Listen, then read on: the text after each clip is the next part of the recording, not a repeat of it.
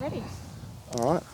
Oh, today we're on the property of Lachie Singh at Alawoona, just south of Loxton, and Lachie's kindly agreed to tell us his story and experiences with frost risk and management.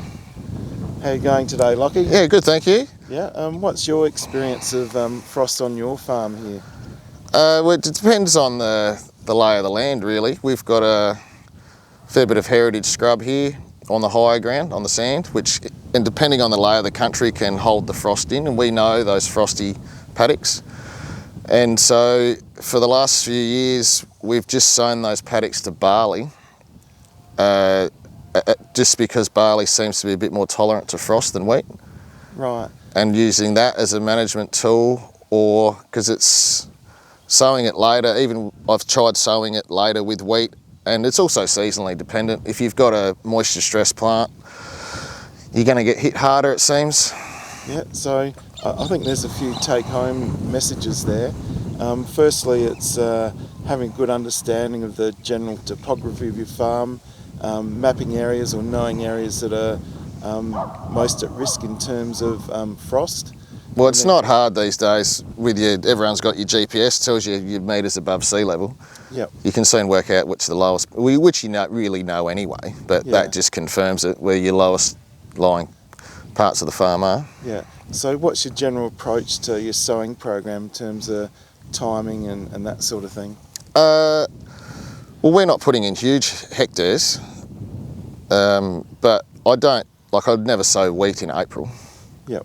Like end of April, no worries for sowing barley, but I wouldn't sow wheat in April here, just for the lay of the land, the way it is out here. Yeah. So have you experienced much frost damage in the past? Yeah, the last few years with the leaner seasons, we've definitely been touched up with frost, for sure.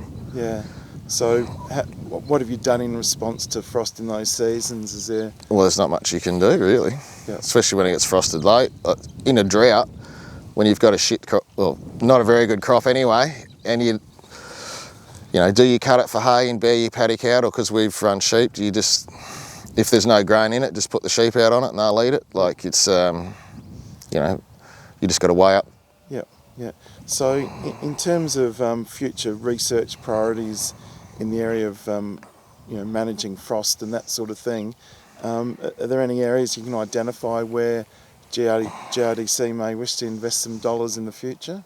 Oh, nothing, not one specific area, just if they, in their breeding programs, because as time goes on, farms get bigger and bigger, and everyone tries to sow on a date now, not just wait for the rain. So if you sow a heap of your country dry and you get that one rain, it's all up at the same time.